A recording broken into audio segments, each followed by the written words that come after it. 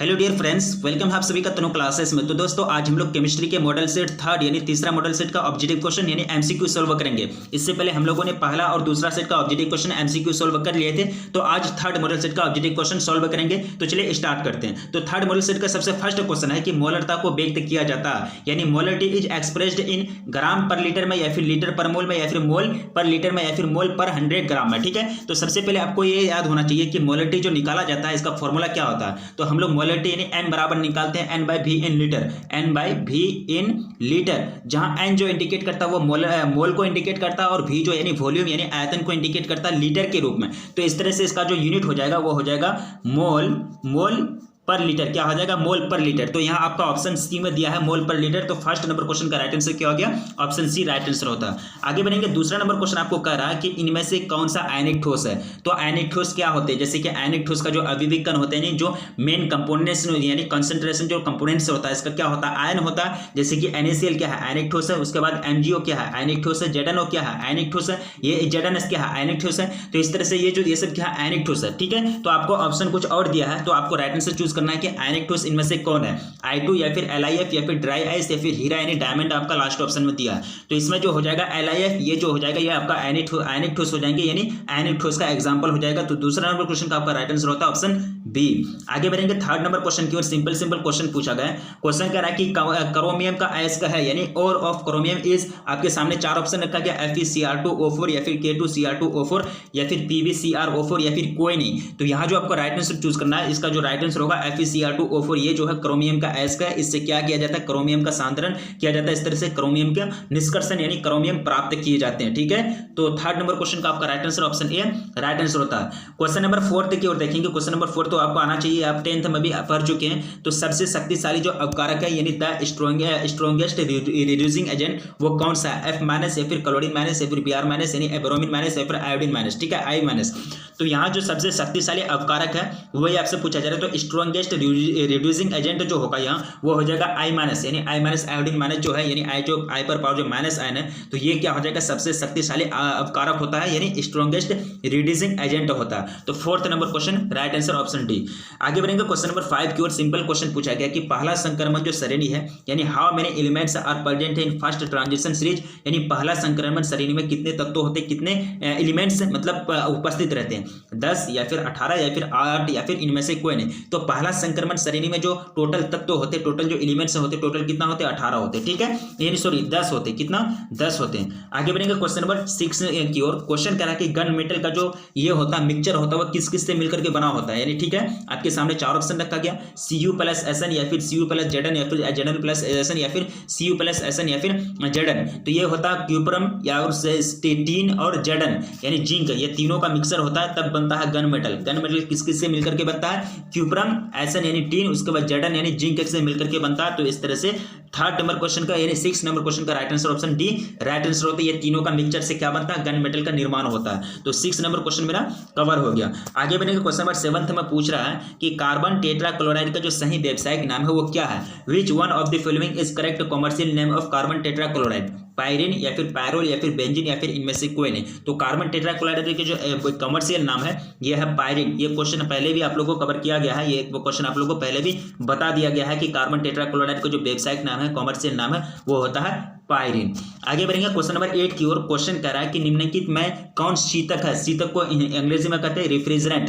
क्या कहते हैं? रेफ्रिजरेंट कहते हैं, यानी which one of the following is refrigerant. ठीक है, तो COCl2 आपका ऑप्शन में है, CCl4 है या फिर CF4 है या फिर CF2Cl2। तो इसमें जो रेफ्रिजरेंट होता है यानी शीतक जो होता है वो होगा आपका CF2Cl2, यानी 8 नंबर क्वेश्चन का right answer option D right answer होता है आपका। ठीक है, तो ये क्या करता है? रेफ्रिजरेंट का काम करता है, यानी शीतक के रूप में ये काम करता है। आगे बढ़ेंगे क्वेश्चन नंबर 9। क्वेश्चन करा कि निम्नलिखित में कौन प्रबल लेविस अम्ल है?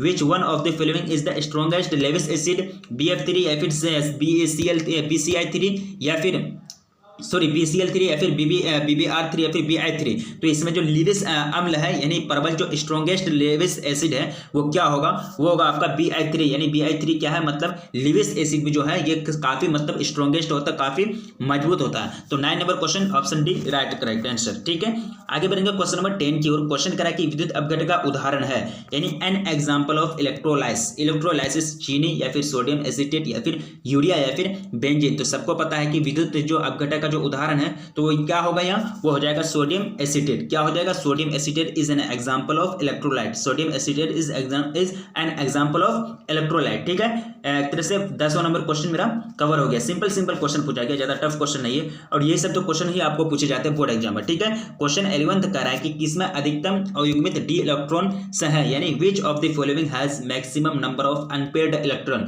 यानी जोड़ा वाला नहीं कह रहा कि अनपेयर्ड यानी अनजोड़ा, जो जोड़ा नहीं होता यानी एक करके सिंगल, यानी क्या कहता है कि उसमें जो होता है इवन नंबर नहीं होता, ऑड नंबर होता है। ठीक है, तो ये सबसे जो अधिकतम अयुग्मित डी इलेक्ट्रॉन होंगे यानी अनपेयर्ड इलेक्ट्रॉन होंगे वो किस में होंगे, Zn2+, Fe2+, Cu2+ या फिर Na2+ में। ठीक है, तो यहाँ जो सबसे ज्यादा अनपेयर्ड इलेक्ट्रॉन पाया जाएगा वो पाया जाएगा Fe2+ में। किसमें, यानी अयुग्मित इलेक्ट्रॉन डी इलेक्ट्रॉन, यानी डी इलेक्ट्रॉन की बात की, अनपेयर्ड डी इलेक्ट्रॉन जो पाया जाएगा वो किसमें, Fe2+ में पाया जाएगा।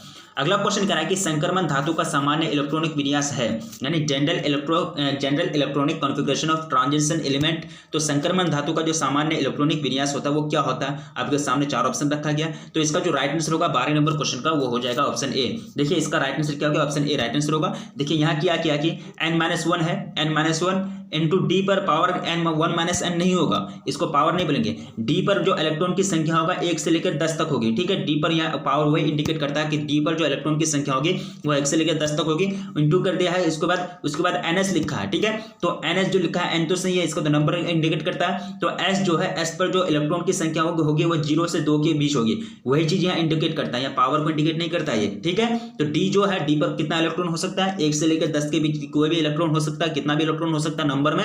और N जो होता है, NS जो है, S के ऊपर कितना इलेक्ट्रॉन हो सकता है, 0 से 2 इलेक्ट्रॉन हो सकता है। तो संक्रमण धातु का सामान्य इलेक्ट्रॉनिक विन्यास जो होता है वो क्या होता है, n-1 इंटू डी पर पावर 1-n इंटू NS क्या हो जाएगा, NS, उसके बाद NS 0 पर, NS 0 पर NS जो होगा, S पर जो होगा 0 से लेकर 2 इलेक्ट्रॉन पाए जाएंगे। ठीक है, तो 12वां नंबर क्वेश्चन मेरा कवर हो गया। आगे बढ़ेंगे क्वेश्चन नंबर 13 की ओर। क्वेश्चन कह रहा है कि निम्नलिखित में कौन अक्रिस्टलीय या बेरवादार ठोस है, यानी which one of the following is non crystalline और अमोर्फस सॉलिड। तो अमोर्फस सॉलिड, क्रिस्टलाइन सॉलिड को आपको बता दिया गया कि क्रिस्टलाइन सॉलिड 2 प्रकार के होते हैं, क्रिस्टलीय ठोस और नॉन क्रिस्टलीय ठोस। ठीक है, तो क्रिस्टलीय ठोस कौन सा है और नॉन क्रिस्टलीय ठोस कौन सा है, जैसे कि ग्रेफाइट हो गया या फिर हीरा वगैरह हो गया, ये सब क्या है, क्रिस्टलीय ठोस है, यानी क्रिस्टलाइन सॉलिड है, उसको क्या कहते हैं, ट्रू सॉलिड भी कहते हैं। और जो नॉन क्रिस्टलाइन सॉलिड होते हैं उसको कहते हैं अक्रिस्टलीय ठोस, यानी उसको बेरवादार यानी अमोर्फस सॉलिड कहते हैं। तो यहाँ आपको अमोर्फस यानी अक्रिस्टलीय ठोस की एग्जांपल दिया गया है एक, तो वही आपसे पूछा जा रहा है। तो यहाँ जो होगा वो कांच यानी ग्लास जो होता है ये क्या होता है, अक्रिस्टलीय यानी नॉन क्रिस्टलाइन सॉलिड होता है, यानी बेरवादार ठोस पदार्थ होता है। बाकी हीरा, ग्रेफाइट और साधारण नमक NaCl की जो बात की जाए तो ये जो होते हैं सोडियम, यानी ये होते हैं एक तरह से क्रिस्टलाइन सॉलिड का एग्जांपल होते हैं। आगे बढ़ेंगे क्वेश्चन नंबर 14 कह रहा है कि लूनर कास्टिक का जो रासायनिक सूत्र वो क्या है, the chemical formula of lunar caustic Ag2S या फिर Ag2SO4 या फिर AgNO3 या फिर AgCl। तो लूनर कास्टिक का जो रासायनिक नाम है वो हो जाएगा AgNO3। क्या हो जाएगा, AgNO3 लूनर कास्टिक का रासायनिक नाम होता है, रासायनिक सूत्र होता है। ये चीज आपको याद रखना है, ये क्वेश्चन पूछा गया क्वेश्चन है। आगे बढ़ेंगे क्वेश्चन नंबर 15 की ओर। क्वेश्चन नंबर 15 कह रहा है कि निम्न में से किस आयन के रंगीन होने की संभावना है, Na2+ या फिर Cu+ या फिर Hc+ या फिर Zn+, which of the following ions is expected to be coloured. ठीक है, तो आपको राइट आंसर चूज करना है। यहाँ जो राइट आंसर होगा वो होगा आपका Na2+ जो है इसकी जो पॉसिबिलिटी होती है एक्सपेक्टेड टू बी कलर्ड, ये होते हैं रंगीन होने की संभावना इसमें पाई जाती है Na2+ में, यानी निकेन का जो आयन है। ठीक है, आगे बढ़ेंगे क्वेश्चन नंबर 16। क्वेश्चन नंबर 16 कह रहा है कि निम्न में से किसे हरा तोता कहते हैं, which one of the following is called green vitriol. तो ग्रीन विट्रोल का आपको सूत्र पता होना चाहिए कि ग्रीन विट्रोल का जो सूत्र होता है, जो फॉर्मूला होता है वो होता है FeSO4 क्या होता है, FeSO4 और FeSO4 आपका ऑप्शन ए में दिया है। तो 16 नंबर क्वेश्चन का राइट आंसर क्या होगा, ऑप्शन ए राइट आंसर होता है। ठीक है, तो ग्रीन विट्रोल इज FeSO4 ठीक है, तो इसका हरा तोता, ये मतलब हरा तोता को इसको कहते हैं। अगला क्वेश्चन है कि हीलियम का मुख्य जो स्रोत है यानी मेन सोर्स ऑफ हीलियम वो क्या है, हवा है या फिर रेडियम है या फिर मोनाजाइट या फिर जल। ये क्वेश्चन आप लोगों को बता दिया गया, ये क्वेश्चन रिपीट हो रहा है, ठीक है, ये क्वेश्चन आपका रिपीट हो रहा है कि हीलियम का जो मेन सोर्स होता है वो क्या होता है, ठीक है।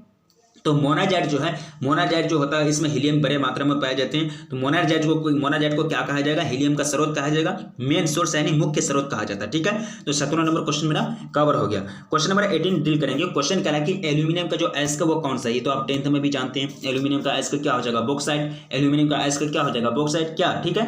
इस तरह से ore of aluminium is bauxite, ठीक है। इस तरह से 1918वां नंबर क्वेश्चन का right answer option A right answer होता है। अगला क्वेश्चन डील करेंगे। क्वेश्चन नंबर 19 में आपको एक तरह से कम्प्लेक्स कंपाउंड दिया गया, ठीक है। यहाँ आप देख सकते हैं ब्रैकेट लगा हुआ, ये आपका कम्प्लेक्स कंपाउंड का एग्जांपल होता है। ये साइन होता है कि कम्प्लेक्स कंपाउंड का जो साइन होता है वो क्या होता है कि ब्रैकेट से घिरा हुआ रहता है, ठीक है। तो K4FeCN6 ये आपका कम्प्लेक्स कंपाउंड है। तो ये कौन सा कंपाउंड है, ये कैसा कंपाउंड है, वो ये आपसे पूछा जा रहा है। डबल साल्ट है या फिर जटिल लवण है या फिर अम्ल है या फिर भस्म है, यानी क्या है ये। तो ये जो है ये आपका कम्प्लेक्स साल्ट है। तो कम्प्लेक्स का मतलब होता है जटिल, ठीक है। तो ये क्या हो जाएगा, कम्प्लेक्स साल्ट का एग्जाम्पल हो जाएगा। इस तरह से 19वां नंबर क्वेश्चन का right answer option B right answer होता है। आगे डील करेंगे क्वेश्चन नंबर 20। क्वेश्चन नंबर 20 कह रहा है कि आयरन का जो महत्वपूर्ण अयस्क है, द इंपोर्टेंट और ऑफ आयरन। तो ये चीज आपको बताया गया है, आयरन का महत्वपूर्ण अयस्क के बारे में पूरा तरह से जानते हैं, ये तो आप 10th में भी पढ़ चुके हैं, हेमेटाइट मैग्नेटाइट वगैरह के बारे में। तो हेमेटाइट क्या है, तो आयरन का अयस्क हो जाएगा, आयरन का मेन क्या हो जाएगा, अयस्क हो जाएगा, यानी इंपोर्टेंट और ऑफ आयरन। इंपोर्टेंट और की बात की जाए, अगर इंपोर्टेंट अगर यहाँ आपको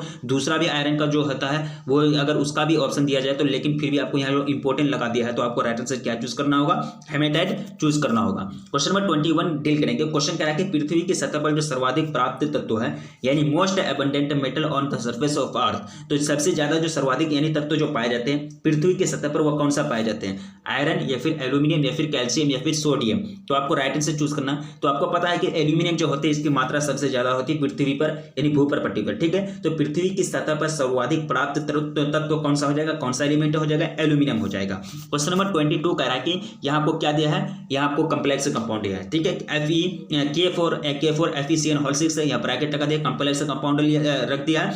और ये Fe जो है इसका आपको हाइब्रिडाइजेशन पूछा जा रहा है, यानी प्रसंस्करण पूछा जा रहा है, जिसको हिंदी में क्या कहते हैं, प्रसंस्करण कहते हैं, ठीक है। तो the hybridisation of Fe in complex compound test, ठीक है। तो यह हो जाएगा sp3 या फिर dsp3 या फिर sp3d3 या फिर d2sp3। तो 22 नंबर क्वेश्चन का जो राइट आंसर होगा वो होगा d2sp3, यानी हाइब्रिडाइजेशन को जो यानी कम्प्लेक्स ये जो कम्प्लेक्स कंपाउंड है इसका हाइब्रिडाइजेशन क्या हो जाएगा, d2sp3। किस में, यानी कम्प्लेक्स कंपाउंड में Fe का, लोहा का आपको हाइब्रिडाइजेशन पूछा जा रहा है, ठीक है। इसी तरह आगे बढ़ेंगे क्वेश्चन नंबर 23। सिंपल सी बात है, ये भी आप 10th में भी पढ़ चुके हैं, alkane alkene alkyne, alkane alkene alkyne आप ये 10th में यानी मैट्रिक स्टैंडर्ड में भी आप पढ़ चुके हैं। तो यहाँ आपको पूछा जा रहा है कि अल्केन की जो सामान्य सूत्र है वो क्या होती है, CnH2 या फिर CnH2n+2 या फिर CnH2n-2 या फिर इनमें से कोई नहीं। General formula of alkane, alkane alkene alkyne. तो 23 नंबर क्वेश्चन का जो राइट आंसर होगा वो होगा आपका ऑप्शन ए, यानी CnH2n। अल्किन का मतलब क्या होता है, अल्केन जो होता है अल्केन वो होता है CnH2n-2, उसके बाद अल्किन जो होता है CnH2, उसके बाद अल्काइन जो होता है CnH2n+2, ठीक है। तो इस तरह से एल्किन का सामान्य सूत्र जनरल फॉर्मूला क्या हो जाएगा, CnH2n, ठीक है। तो 23 नंबर क्वेश्चन का right answer option A right answer होता है। इस तरह से आगे बढ़ेंगे। क्वेश्चन नंबर 24 का है कि विटामिन सी है, यानी विटामिन सी इज, तो सबको पता है कि विटामिन सी जो मेन जो सोर्स होता है वो क्या होता है, एस्कॉर्बिक एसिड का होता है, यानी एस्कॉर्बिक एसिड है, यानी विटामिन सी है सिट्रिक अम्ल, लैक्टिक अम्ल या फिर पैरासिटामोल। तो ये सारा गलत है, तो राइट आंसर क्या हो जाएगा, एस्कॉर्बिक अम्ल, ठीक है। तो 24 number question right answer option सी।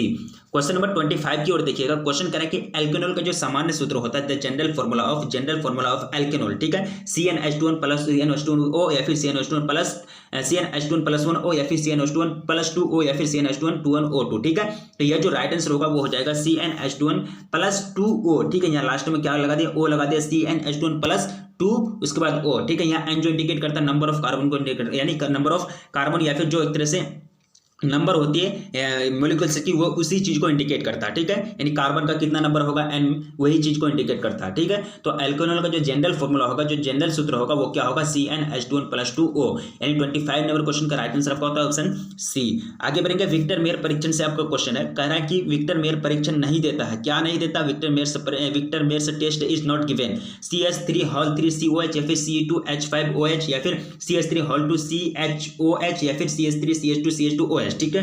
तो आपको राइट आंसर चूज करना।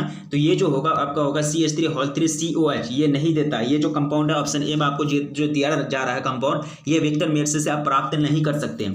अगला क्वेश्चन डील करेंगे, क्वेश्चन नंबर 27। क्वेश्चन करा कि ग्लिसरॉल एक है प्राइमरी अल्कोहल या फिर मोनोहाइड्रिक अल्कोहल या फिर सेकेंडरी अल्कोहल या फिर ट्राइहाइड्रिक अल्कोहल, यानी glycerol is a primary alcohol, monohydric alcohol, dihydric या फिर ट्राइहाइड्रिक अल्कोहल। तो ग्लिसरॉल जो है ये एग्जाम्पल है आपका ट्राइहाइड्रिक अल्कोहल, यानी ट्राइहाइड्रिक अल्कोहल होता है। ग्लिसरॉल क्या है? ट्राइहाइड्रिक अल्कोहल है। तो 27 number question option D right correct answer. Question डील करेंगे, सिंपल क्वेश्चन है, प्राकृतिक रबर किसका बहुलक है? तो प्राकृतिक रबर यानी natural rubber is a polymer of, या फिर ऑप्शन आपके सामने दिया गया बीटाडीन या फिर एथिन या फिर स्टाइरिन या फिर आइसोप्रीन। तो ये किसका बहुलक होता है? आइसोप्रीन का बहुलक होता है। यानी प्राकृतिक रबर यानी natural rubber is polymer of isoprene, ठीक है। तो इस तरह से 28 नंबर क्वेश्चन का right answer option D right answer होता है, ठीक है। इसी तरह से हम लोग कितना क्वेश्चन कवर किए? 28 क्वेश्चन, यानी 28 क्वेश्चन कवर किए और सारे क्वेश्चन से यूनिक क्वेश्चन है। जो क्वेश्चन आपको याद नहीं होता उसको स्क्रीनशॉट लेकर के याद करने का कोशिश करेंगे और इसी तरह से बने रहिए। और चैनल पर पहली बार विजिट कर रहे हैं तो प्लीज चैनल को सब्सक्राइब भी कर लीजिए, क्योंकि चैनल पर पूरी तरह से आपको तैयारी कराई जाती है और जो भी बोर्ड एग्जाम के लिए काफी महत्वपूर्ण होता है वो सारा अपडेट आपको मिलता है, सारा क्वेश्चन आंसर आपको यहाँ कराया जाता है, ठीक है। और वीडियो को अगर लाइक नहीं किए तो प्लीज वीडियो को भी लाइक कर दीजिए, क्योंकि वीडियो बनाने में काफी मेहनत लगती है। और अपने दोस्तों में भी जम करके एक बार शेयर कर दीजिए, क्योंकि इस तरह का कंटेंट उनको कहीं नहीं मिलेगा, ठीक है। इस तरह से हम लोग कितना क्वेश्चन कवर किए? 28 क्वेश्चन कवर किए। इसी तरह से हम लोग और भी सेट का क्वेश्चन को कवर कर लेंगे। तो रखिए अपना ख्याल, मिलेंगे फिर नेक्स्ट वीडियो में, तब तक के लिए जय हिंद।